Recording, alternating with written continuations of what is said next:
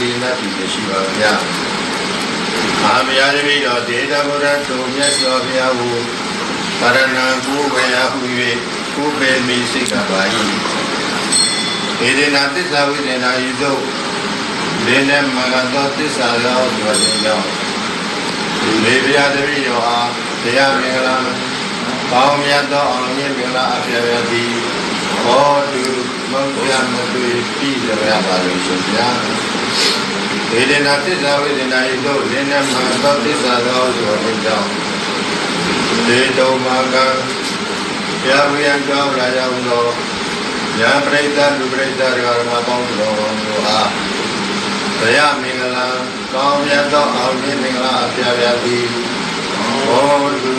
မောက္ခမတွေ့ပြည်တော်နိုင်ကြပါစေဘောတည်းဓမ္မဘုရားတော်မြတ်သည်